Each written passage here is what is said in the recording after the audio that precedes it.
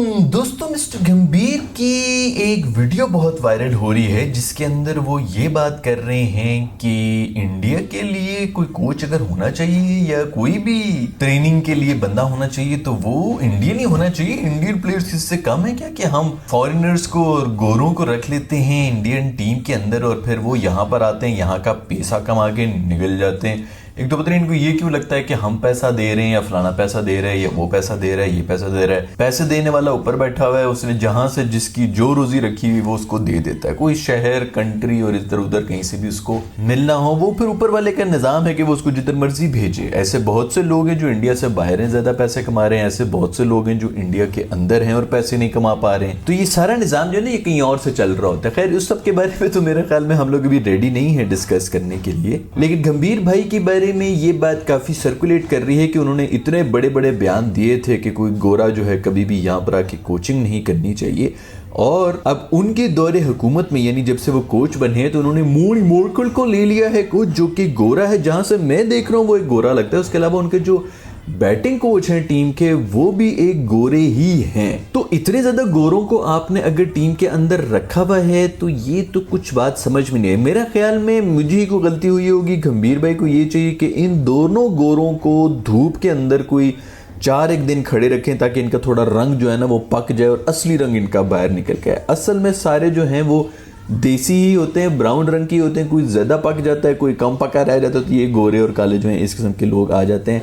असल में जो हम सब है ना वो हम ये हम असली ब्रीड है, बाकी सब नकली है। खैर गंभीर भाई के ये बयान जो है वो अब वायरल हो रहा है और वो इसलिए वायरल हो रहा है क्योंकि इंडिया हार चुका है अपनी सीरीज श्रीलंका के अगेंस्ट। ये जीते होते तो सब लोग चुप करके जो है वो तालियां बजा रहे होते। इंडिया में भी वैसे अल्लाह माफ करे यार, एक हारने की देर होती है कि सारी की सारी पुरानी जो कट्टे छट्टे ना वो खुल जाते हैं। तो खैर अब आई डोंट नो कि उसके ऊपर गंभीर, मेरा तो नहीं ख्याल कि उसके ऊपर कोई बात करेगा क्योंकि उस वक्त तो मीडिया पे बैठे हुए थे और वहां पर जो है सिर्फ बातें ही बिकती हैं। तो मीडिया पे बैठ के तो हमारे भी लेजेंड्स बहुत बड़ी बड़ी बातें करते रहे हैं। उसके बाद जब वो खुद अथॉरिटी में आए हैं तो फिर उन्होंने कुछ भी नहीं किया। तो ये चलता रहता है। अगर आपको लगता है कि मीडिया के ऊपर जो भी बेच रहा है, जो भी मंजन चूरन आपको बेचा जा रहा है वो बिल्कुल सच है तो ऐसी कोई भी बात नहीं है दोस्तों। हमेशा से फुद्दू ही बनाया गया है। खैर मैं तो पूरी तरह से इस चीज की फेवर में हूँ कि फॉरेन कोचेस होने चाहिए, बस इतने होने चाहिए कि आपके प्लेयर्स को कम से कम उनकी समझ भी आए, उनकी लैंग्वेज की ना। हमारा तो ये प्रॉब्लम नसीम शाह ने पिछले दिनों जो मैंने मेरा ख्याल में पहले भी जिक्र किया था, उसने वीडियो में कहा है कि भाई अंग्रेजी में हमें समझ ही कुछ नहीं आती कि कोच हमें क्या बता रहा है। तो वहां से प्रॉब्लम शुरू हो रहती है।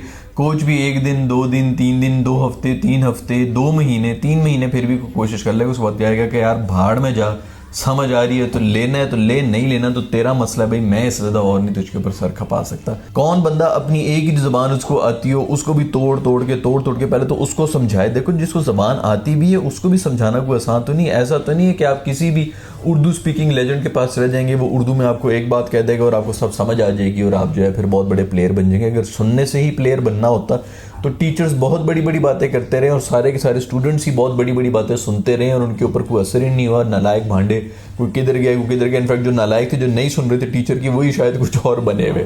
तो अगर सुनने से ही कुछ होता तो बड़ा कुछ हो जाता। मेरा तो नहीं ख्याल कि खाली सुनना होता है, उसके बाद भी बड़ी मेहनत करनी पड़ती है और ये सब कुछ कराने के लिए कोच को अच्छा खासा जोर लगता है। खाली कम्युनिकेट ही नहीं करना पड़ता, उसके बाद फिर उसको मेहनत भी करनी पड़ती है। कोच जो है वो समझा रहा होता है 4 महीने के बाद वो बॉलर कहीं वो एक किस्म की बॉल निकाल लेता है, वो कहता है ये, तो कहता है हाँ ये, लेकिन ये इसको तूने मास्टर करना है, इससे भी और आगे, मैं इससे आगे की बात कर रहा हूँ।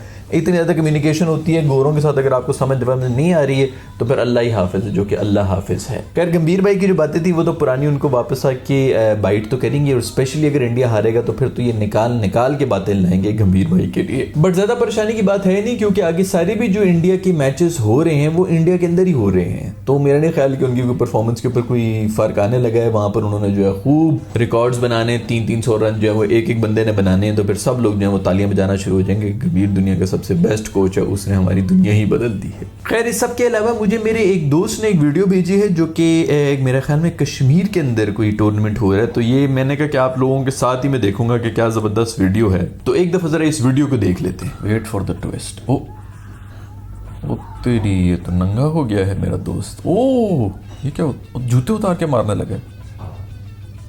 नहीं, जूता सेलिब्रेशन, फोन पे उसको मिला के जूता और फिर उसको कहे कि गेट आउट फ्रॉम हियर। जूता भी जमीन पे मार दिए। यार कोई पहन ले भाई तू। अगला बैटर, घोड़े भी फिर रहे हैं बीच में और छिक्का मार दिया है। वाह बट शॉट, ओ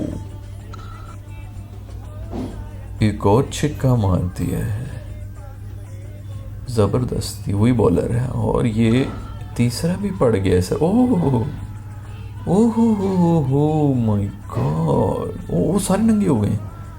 ओह सारे नंगे होके आ गए। ओह माय गॉड, इतने नंगे मर्द मैंने कश्मीर की वादियों में, पहाड़ियों में पहली देखे होंगे। ये चीज़, ये जो हेलीकॉप्टर नंगा, वो उसके सामने ना जाए नंगे हो।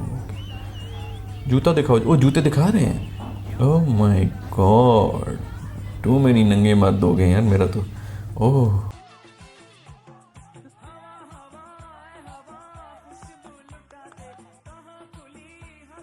दोस्तों, थोड़े ज़्यादा नंगे मर्द देख लिए हैं, जिसकी वजह से मेरे थोड़ा सा जो है ना वो हाजमा थोड़ा सा ख़राब हो रहा है। इतने नंगे मर्द देखने की मुझे आदत नहीं है, बट ये होता है यार। ये बाकी इस तरह कभी भी जो है इतनी जल्दी सेलिब्रेट नहीं करना चाहिए। मेरे ख्याल में वो एक बांग्लादेश और इंडिया का मैच था, इसका मेरा पांडू, मेरा दोस्त जो है वो बॉलिंग करा रहा था और यही था कि मैच टाई हो गया था। पीछे कोई 3 बॉलें पड़ी हुई थी, पता नहीं 1 रन चाहिए था, 3 बॉलें रहती थी और सेलिब्रेशन शुरू कर दी थी बांग्लादेशी प्लेयर्स ने। और फिर उसके बाद पांडू ने अगली 3 बॉलों के ऊपर 3 आउट कर लिए थे। वो बांग्लादेश में हमें मैच ही हार गया था।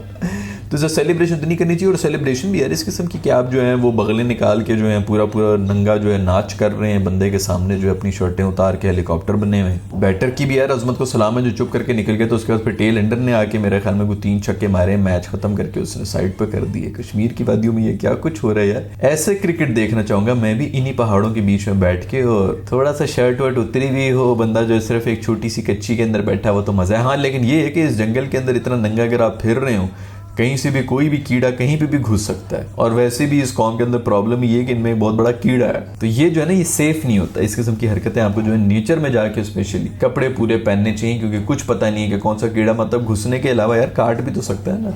किस किस्म के आपको दाने निकल आए, किस किस्म के आपको जो है मच्छर वच्छर काट दें, फिर आप वही जो है रगड़ते रगड़ते अपने औलाद को पहुंचा दें वही बीमारी जो है। बाज़ औक़ात आपके डीएनए तक जो है वो दाने चले जाते हैं। आपकी जो औलाद पैदा हो रही होती है वो दानों के साथ पैदा हो सकती है, कुछ भी हो सकता है। तो ये नहीं करना चाहिए। लेकिन खैर रिवेंज जो है वो यार हमेशा से देखने में मज़ा तो आता है, और यही मज़ा है ऐसी क्रिकेट का जो कि जंगलों में ही हो सकती है। अभी ये कोई लीग शीग हो रहे होते हैं, कोई इंटरनेशनल लेवल के ऊपर हो रहा था तो पहली सेलिब्रेशन के ऊपर ही जो है बैन हो जाना था, दूसरी सेलिब्रेशन के ऊपर पूरी टीम ने बैन हो जाना था। छोटा मोटा जो फ्लेवर होता है, जो थोड़ा बहुत टेस्ट होता है क्रिकेट का, वो इन्हीं सब चीज़ों की वजह से होता है। इन सब के ऊपर सख्तियाँ कर दी हैं हमारी 1911 में पैदा होने वाले बाबू ने, जो बैठ के इस वक्त डिसीजन ले रहे हैं क्रिकेट के ऊपर।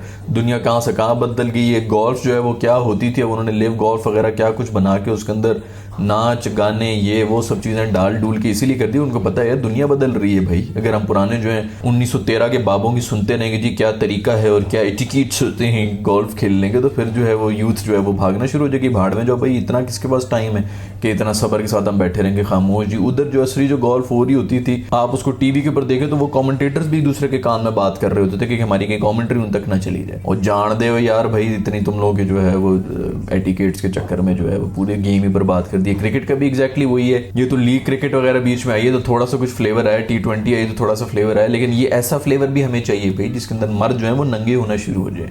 इस वीडियो को बार बार देखने के बाद जो है वो मेरा टेस्ट डेवलप होना शुरू हो गया नंगे मर्दों को देखने का भी। तो आप समझ सकते हैं कि मेरे जज्बात कहाँ से निकल रहे हैं। लेकिन इस किस्म का कोई कैरेक्टर तो होना चाहिए ना भाई। खैर आपके पास भी अगर इस किस्म की कोई फनी वनी वीडियोस हो क्रिकेट से रिलेटेड तो मुझे आप इनबॉक्स कर सकते हैं इंस्टाग्राम के ऊपर।